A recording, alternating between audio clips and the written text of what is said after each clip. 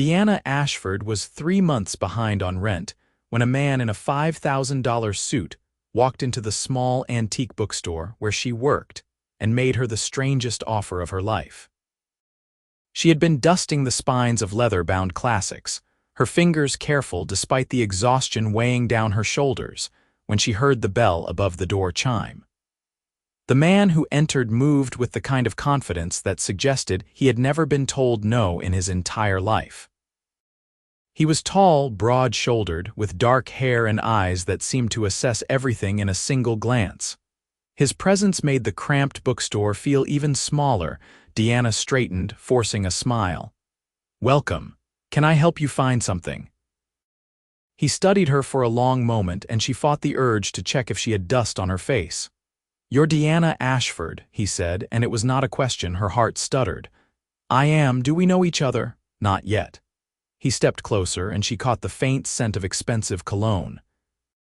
"My name is Lucas Quinn. I have a proposition for you." Deanna blinked. "I'm sorry, but if you're looking for rare books, my manager handles those inquiries." "I'm not here for books." Lucas's gaze was direct, almost uncomfortably so. "I need a wife for 1 year. I'm prepared to pay you $5 million. The dust cloth slipped from her fingers. Deanna stared at him, waiting for the punchline, but his expression remained serious. "I'm sorry, what?" $5 million for 1 year of marriage, Lucas repeated, as if he were discussing the weather. "You would live in my home, attend events as my wife, and maintain the appearance of a legitimate relationship.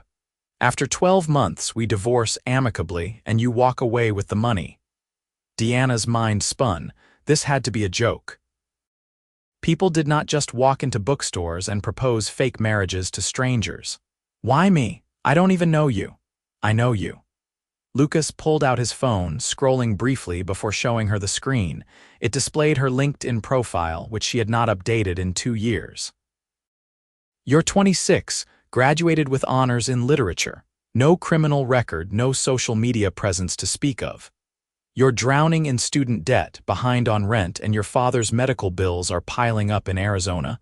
You need money, and you need it fast." The accuracy of his information should have terrified her, but instead, Deanna felt a flash of anger. "You investigated me?" "I investigate everyone I do business with," Lucas said simply. "I need someone who won't fall in love with me, who won't expect this to become real, and who has enough financial desperation to see this through." "You fit the criteria perfectly." Deanna crossed her arms. "That's incredibly presumptuous. What makes you think I'd ever agree to something like this?" "Because in 3 weeks, your landlord is filing for eviction. Because your father needs a surgery he can't afford. Because you've been eating ramen for dinner 5 nights a week." Lucas's voice softened slightly. "I'm not trying to insult you. I'm offering you a solution." She wanted to throw him out. She wanted to tell him that she was not some charity case he could buy, but the truth was he was right. She was desperate. The weight of her father's illness, the mounting bills, the constant fear of losing everything, it had been crushing her for months. "Why do you need a wife?" Deanna asked quietly. Lucas's jaw tightened. "My grandfather's will stipulates that I must be married by my 32nd birthday to inherit controlling interest in Quinn Industries. Otherwise, the company goes to my cousin, who will run it into the ground within 5 years. My birthday is in 6 weeks. So find someone who actually wants to marry you. You're obviously wealthy." "Everyone I know wants something from me," Lucas said, and for the first time she heard genuine frustration in his voice. "They want my money, my connections, my name. I don't have time to date someone and wonder if they're pretending to care. This way, it's honest. A business transaction. No lies about love, no messy emotions, just a contract." Deanna looked at him, really looked at him, and saw the weariness beneath the polished exterior. This man, for all his billions, seemed profoundly alone. "I need to think about it," she said finally. Lucas nodded, pulling a card from his pocket. "You have 48 hours. After that, I move on to the next candidate." He left as abruptly as he had arrived, leaving Deanna standing in the empty bookstore with a business card that felt like it weighed 100 pounds. That night, Deanna sat in her tiny apartment and called her father. His voice was weak but warm when he answered. They talked about small things: his garden, the weather, the nurse who told terrible jokes. Neither of them mentioned the bills or the surgery or the fact that Deanna had already sold most of her belongings to help cover costs. When she hung up, she looked at Lucas Quinn's card on her coffee table. $5 million could change everything. Her father could get the treatment he needed. She could pay off her debts. She could finally breathe, but marrying a stranger. Even for a year, Deanna picked up her phone and Googled Lucas Quinn. The search results were extensive. He was 31, the CEO of Quinn Industries, a multi-billion-dollar manufacturing conglomerate. Forbes estimated his personal net worth at $7 billion. There were photos of him at charity galas, business conferences, always alone or with business associates. No girlfriend, no scandalous affairs, nothing to suggest he was anything other than what he claimed. She thought about it for 2 days, weighing her options, running through scenarios. In the end, it came down to one simple truth. She had no other way out. Deanna called the number on the card. Lucas answered on the second ring. "I'll do it," she said, "but I have conditions." They met at his lawyer's office the next day. The conference room was all glass and chrome, overlooking the city from 40 stories up. Deanna felt wildly out of place in her thrift store dress, but Lucas looked at her like she belonged. "Your conditions," he prompted. Deanna squared her shoulders. "First, I want the money released in installments. Half when we marry, half when we divorce. That way neither of us can back out without consequences. Second, separate bedrooms. This is a business arrangement, not a real marriage. Third, if you meet someone you actually want to be with during this year, we end the contract early and I still get paid in full." Lucas considered this, then nodded. "Agreed. I have a condition of my own. You have to sell this completely. My grandfather is sharp, and if he suspects this is fake, the will becomes void. That means public affection, attending family dinners, acting like a real couple. Can you do that?" "I can act," Deanna said, more confidently than she felt. "Good." Lucas pushed a thick document across the table. "This is the contract. Read it carefully. If you agree to the terms, we'll get married next week." Deanna spent 6 hours reading through the contract with a lawyer Lucas paid for, ensuring she was not signing away her rights. It was thorough, almost painfully so, covering everything from public appearances to grounds for early termination. By the time she signed her name, her hand was shaking. They were married 7 days later in a courthouse ceremony with 2 witnesses Lucas hired for the occasion. Deanna wore a simple white dress she found at a consignment shop. Lucas wore another impeccable suit. The judge pronounced them husband and wife, and Lucas kissed her briefly, clinically, just to make it official. "Mrs. Quinn," he said afterward, and the name sounded foreign to her ears. "Mr. Quinn," she replied, and saw the faintest hint of amusement in his eyes. The first $2.5 million hit her account that afternoon. Deanna immediately paid off her father's medical bills, her debts, her rent.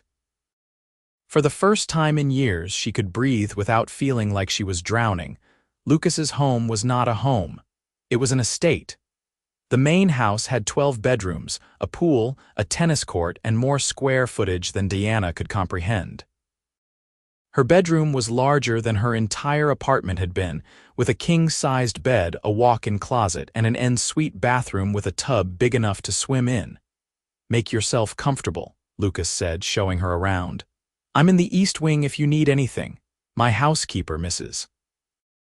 Chen, comes 3 times a week. My assistant will contact you tomorrow to discuss your schedule." "My schedule? You're Mrs. Quinn now," Lucas said. "That comes with responsibilities. Charity events, business dinners, family gatherings. Think of it as a full-time job." Deanna nodded slowly. She had agreed to this. She had known what it entailed. But standing in this massive house, married to a man she barely knew, the reality of her decision hit her like a freight train. Lucas must have seen something in her face because his expression softened. "It gets easier," he said quietly. "I'll help you." The first month was an adjustment. Deanna attended etiquette lessons Lucas arranged, learned which fork to use at formal dinners, practiced small talk with his assistant. She bought new clothes with the allowance Lucas provided, tailored dresses and heels that made her feel like she was playing dress-up. Their first public appearance was a charity gala for children's hospitals. Lucas picked her up from her room, and when Deanna stepped out in a midnight blue gown, she saw his eyes widen slightly. "You look beautiful," he said, and she could not tell if he meant it or if he was just playing his part. "Thank you," she replied. "You clean up well yourself." At the gala, Lucas kept his hand on the small of her back, guided her through conversations with wealthy donors and business associates. He introduced her as his wife with a pride that seemed almost genuine. When they danced, he held her close, his hand warm against her waist. "You're doing great," he murmured against her ear. "I feel like a fraud," Deanna admitted. "You're not. You're exactly where you're supposed to be." As the weeks passed, Deanna discovered that Lucas was not what she expected. He worked long hours, but when he was home, he was thoughtful. He asked about her day, listened when she talked about the books she was reading. He had a dry sense of humor that caught her off guard, making her laugh despite herself. They fell into a routine. Breakfast together when Lucas's schedule allowed. Evenings in the library, where Deanna would read while Lucas worked on his laptop. Weekends at family events where they played the role of newlyweds so convincingly that Deanna sometimes forgot it was an act. Meeting Lucas's grandfather was the real test. Edward Quinn was 83, sharp-eyed and skeptical of everything.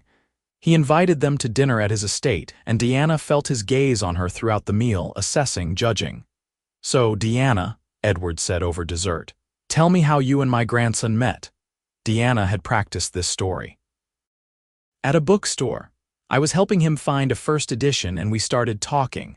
One conversation turned into coffee, coffee turned into dinner, and before I knew it, I was falling for him." "Awfully fast courtship," Edward observed. Lucas reached over and took Deanna's hand, his thumb brushing over her knuckles. The touch sent an unexpected shiver through her. "When you know," he said, looking at her with such warmth that her breath caught. Edward studied them for a long moment, then nodded slowly. "I'm glad you found someone, Lucas. You've been alone too long." That night, driving home, Deanna felt Lucas's tension finally ease. "You were perfect," he said. He believed it. He believed it. Lucas glanced at her. "Thank you." "That's what you're paying me for," Deanna said lightly, but the words felt wrong. This was supposed to be business, but sitting in the car with Lucas, their hands still linked from their performance, it felt like something more. 3 months into their arrangement, Deanna realized she was in trouble. She looked forward to seeing Lucas each day. Her heart jumped when she heard his voice. She caught herself watching him when he was not looking, admiring the way his brow furrowed when he concentrated, the rare smile that transformed his entire face. She was falling for him, and that had not been part of the deal. Deanna tried to pull back, to remember that this was temporary, that in 9 months she would walk away and never see him again. But Lucas made it impossible. He brought her coffee in the morning just the way she liked it. He noticed when she was tired and insisted she rest. He asked her opinion on business decisions, valuing her perspective. One evening, they were in the library when a thunderstorm rolled in. Deanna had always loved storms, and she went to the window to watch the lightning streak across the sky. Lucas joined her, standing close enough that she could feel the warmth of him. "It's beautiful," she said softly. "It is," Lucas agreed, but when she glanced over, he was looking at her, not the storm. Their eyes met, and for a moment, the air between them crackled with something that had nothing to do with the weather. Deanna's pulse raced. Lucas lifted his hand, his fingers ghosting along her jaw. "Deanna," he said, his voice rough. She leaned into his touch, unable to help herself. "Yes." Lucas's phone rang, shattering the moment. He stepped back, answering curtly, and Deanna pressed her forehead against the cool glass, trying to calm her racing heart. This was bad. This was exactly what she had promised would not happen. But how was she supposed to guard her heart when Lucas was everything she had never known she wanted? He was brilliant, kind beneath his gruff exterior, passionate about his work in a way that inspired her. He treated her like she mattered, like her thoughts and feelings were important. The next morning, Deanna woke to find a note slipped under her door. Lucas had been called away on business, would be gone for a week. She should have felt relieved, grateful for the space to clear her head. Instead, she felt his absence like a physical ache. The house was too quiet without him. Deanna rattled around the empty rooms, tried to lose herself in books, but nothing held her attention. She called her father, who sounded better than he had in months. The surgery had been successful, he was regaining his strength. "I like your husband," her father said. "He called me last week to check in." Deanna's throat tightened. "He did, good man. I can tell he cares about you, if only that were true." Lucas cared about her as an employee, someone fulfilling a contract. The affection he showed was all part of the act. She had to remember that. Lucas returned a week later looking exhausted. Deanna heard him come in late at night, and before she could second-guess herself, she went to his wing of the house. She found him in his study, tie loosened, nursing a glass of whiskey. "Deanna," he said, surprised, "you should be asleep." "So should you." She stepped into the room, concerned by the weariness in his eyes. "Are you okay?" Lucas set down his glass. "The board is pushing back on the environmental initiatives I want to implement. They think I'm being reckless, prioritizing ethics over profit. My cousin is using it to undermine my position." "You're doing the right thing," Deanna said firmly. "Quinn Industries has the resources to lead the industry in sustainability. They'll see that eventually." "Maybe." Lucas looked at her, and something in his expression made her heart squeeze. "I missed you." The words hung between them, raw and honest. Deanna knew she should laugh it off, remind him this was just an arrangement. Instead, she crossed the room and sat beside him. "I missed you too," she admitted. Lucas's hand found hers, their fingers intertwining. "This wasn't supposed to happen," he said quietly. "I know. The contract says no romantic involvement." "I know that too." Lucas turned to face her fully. "I don't want to mess this up. You need the money. I need to secure the company. We had a plan."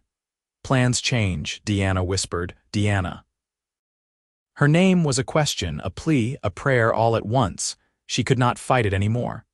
Deanna leaned in, closing the distance between them, and kissed him.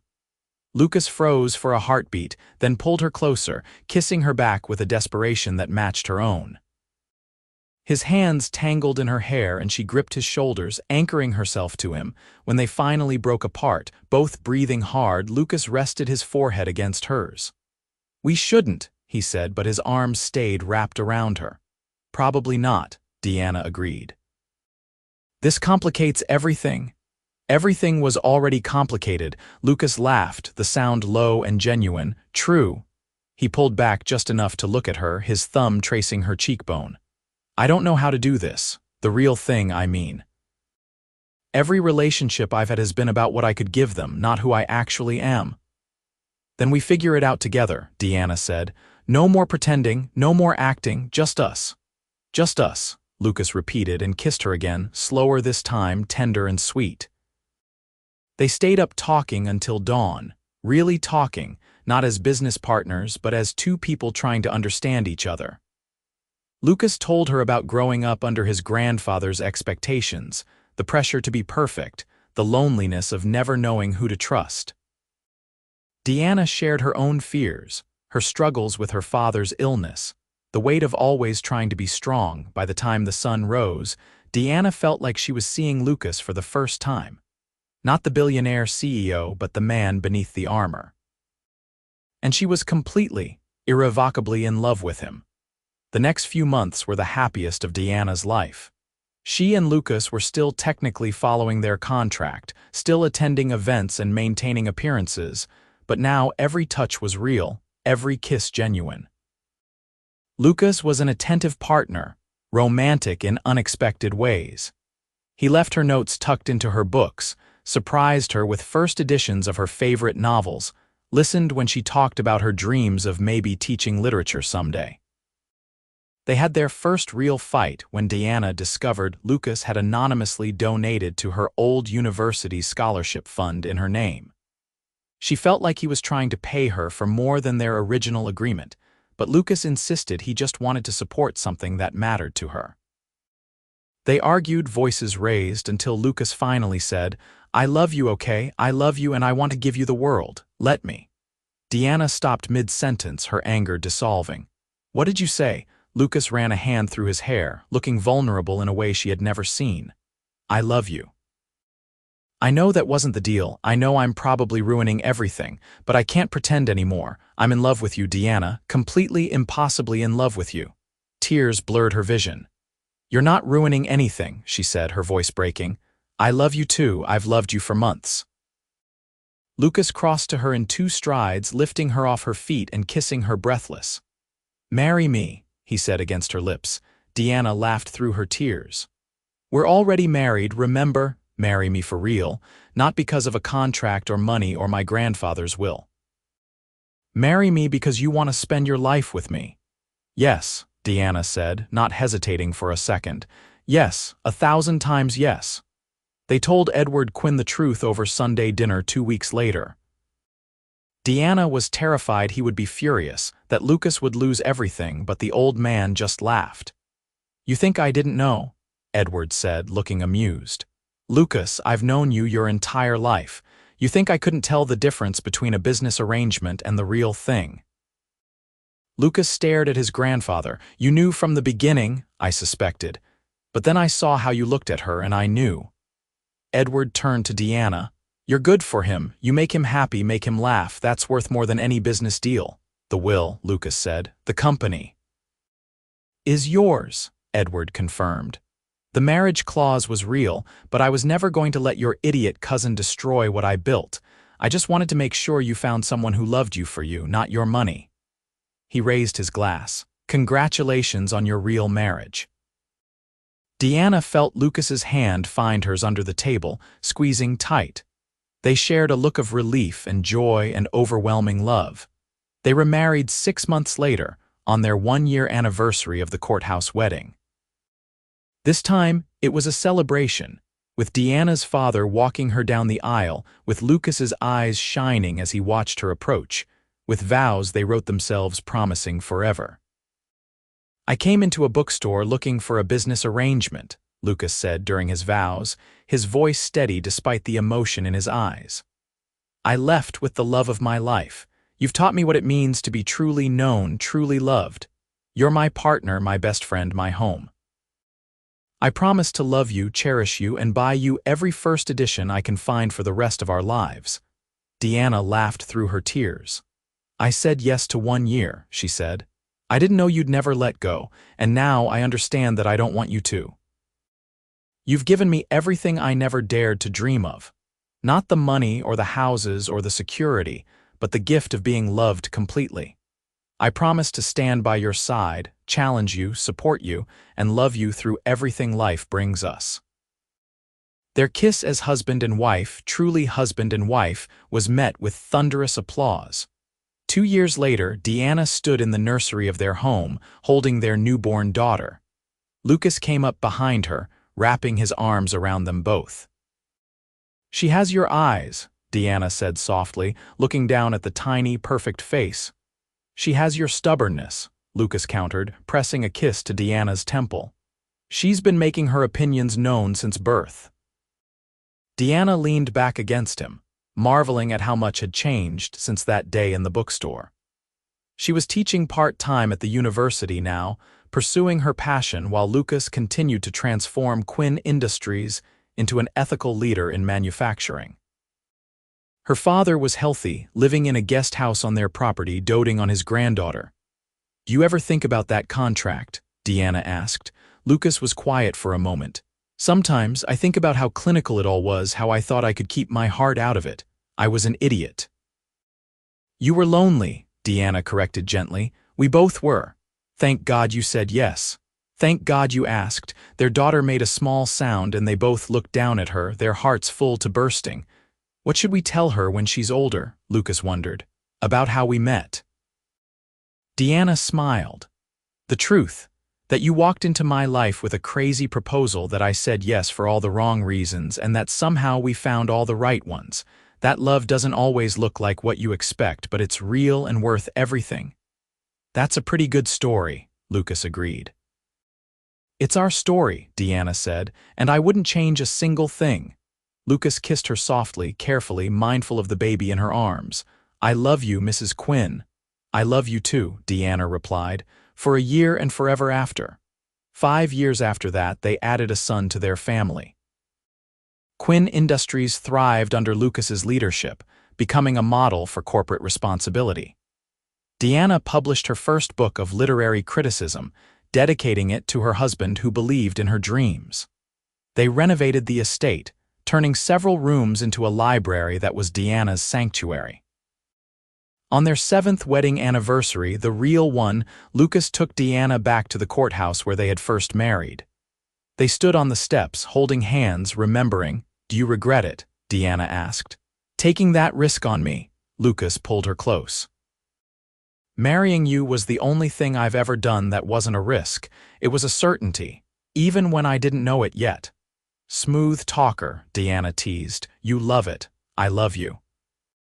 They kissed on the courthouse steps, two people who had found each other in the most unlikely way and built a life neither had dared to imagine. The contract that brought them together had long since been shredded, replaced by something far stronger. Trust, partnership, and a love that had grown from a business arrangement into something beautiful and unbreakable. Diana had agreed to 1 year.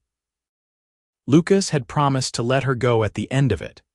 But neither of them had counted on falling in love, on discovering that sometimes the best things in life come from the most unexpected places, from taking chances on strangers who become everything. As they drove home to their children, to the life they had built together, Deanna thought about the scared, desperate woman she had been, standing in that bookstore. She wished she could tell her past self that saying yes would be the best decision of her life, that the billionaire who walked through the door would become her home. But then again, maybe that woman had known somehow in her heart that this was the beginning of something extraordinary. Maybe that was why she had found the courage to say yes in the first place. Lucas glanced over at her, catching her contemplative expression. What are you thinking about? How lucky I am, Deanna said honestly. How blessed we are. Lucky is meeting you, Lucas said. Everything else is just us choosing each other every single day. Then I choose you, Deanna said, today and always. And I choose you, Lucas replied, for a year and forever after. It had been the strangest proposal, the most unusual beginning to any relationship. But it had led them here, to this beautiful life, to love that had been tested and proven true. Deanna Ashford had walked into a marriage of convenience and found her soulmate. Lucas Quinn had thought he was making a business deal and discovered his heart. Their story was unconventional, unexpected, and absolutely perfect. And as they pulled up to their home, where their children waited with their grandfather and the staff who had become family, where every room held memories of laughter and love, Deanna knew that every yes she had ever said to Lucas had led her exactly where she belonged, home. With him. Forever.